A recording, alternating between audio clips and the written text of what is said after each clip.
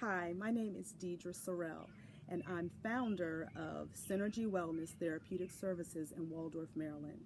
And this is May, Mental Health Awareness Month, and I want to talk to you about some of the social stigma and some of the discrimination that some people face when they're disclosing that they have a mental illness and they're trying to seek therapy. And I just want to let you know that seeking help for your mental illness is definitely a sign of bravery. And having a mental illness is something that you should not feel ashamed of, because like having diabetes or high blood pressure, which are physical illnesses, mental illness is a disease and is something that you can seek help and treatment for. Now, social stigma is defined as disapproval or something that brings about shame or something that's out of the cultural norm.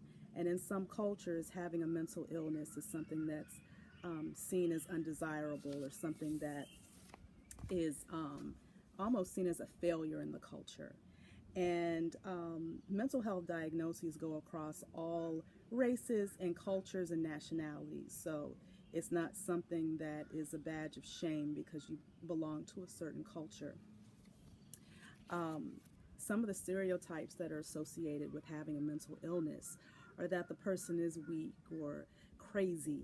And that's just a term that so many people use loosely, but it's something that's very, very hurtful to someone who is suffering from a mental illness. There are also stereotypes that someone with a mental illness is dangerous or incompetent. And, you know, when you're talking about someone with a mental illness who's trying to gain employment or housing, those are some of the stereotypes that come along with having a mental illness that can lead to discrimination.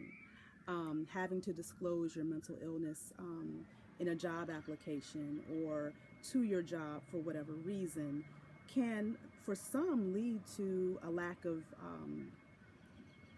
employment or lack of gaining a promotion or some of the notoriety that people need on their jobs.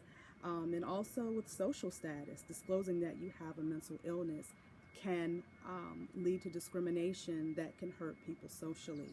So I want to give I've just talked about some of the issues that we're facing surrounding the stigma and discrimination of having a mental illness, but I want to talk to you about what can be done to overcome this. If you have a mental illness, if you think you have a mental illness, the best thing for you to do, the first step, is to get help, to seek a licensed professional clinician, a licensed professional counselor, a licensed social worker, a psychologist, a psychiatrist, or you can even talk to your primary care doctor and state what your concerns are and allow your doctor to then refer you to someone else who specializes in mental health issues. So don't be afraid. Please speak up. Take control of your health and let someone know that you're really struggling and really having a hard time. And then that mental health person can then decide if you have a mental illness or if there's something else that you should be getting help for. And, you know, don't beat yourself up for having mental illness. Just like I said earlier in this video, having a physical illness, even something as traumatic as breaking your leg, is something that is not seen as shameful. If you break your leg, you go to the doctor, you go to a specialist, you get the leg reset, you get treated for your leg, and then you go about healing. Mental illness should be seen the same way. If you have a mental illness, you speak to a professional, and then you start the journey to recovery.